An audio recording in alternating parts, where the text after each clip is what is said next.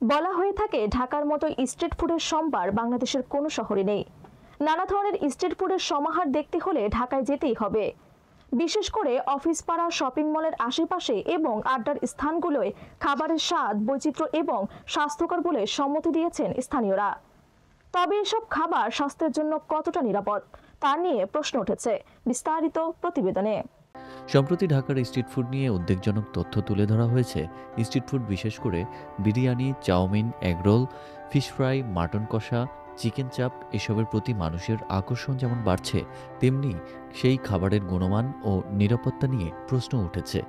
অনেক জায়গায় নিম্নমানের উপকরণ, ক্ষতিকারক রং এবং ভেজাল মশলা ব্যবহার করা হচ্ছে। এছাড়াও নোংরা পরিবেশ, মেয়াদোত্তীর্ণ ও অব্যবহৃত উপকরণ ও জীবাণুজনিত সমস্যা রয়েছে বলেও রিপোর্টে উল্লেখ করা হয়। রাজধানীর ব্যস্ততম মোড়ে সড়ক ঘেঁষে অসংখ্য খাবারের দোকান। পুরি, সিঙ্গাড়া থেকে ফ্রেঞ্চ ফ্রাই, চিকেন ফ্রাই, জিলাপি সহ প্রায় সব ধরনের খাবারই তৈরি ও বিক্রি হচ্ছে এখানে। প্রায় প্রতিটি দোকানের সামনেই গ্রাহকদের ভিড় লক্ষ্য করা গেছে।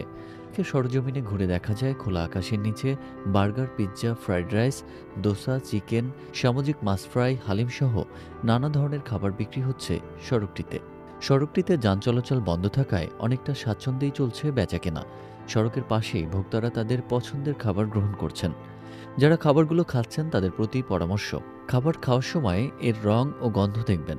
খাবারে যদি আর্টিফিশিয়াল কালার দেওয়া থাকে তা বর্জন করতে হবে। খাবারের গন্ধে যদি সেটা নষ্ট ও খারাপ মনে হয় তাহলে তা খাবেন না। এমন হলে যথাযথ কর্তৃপক্ষের নজরে এনে তা আইনি পদক্ষেপ নিতে হবে।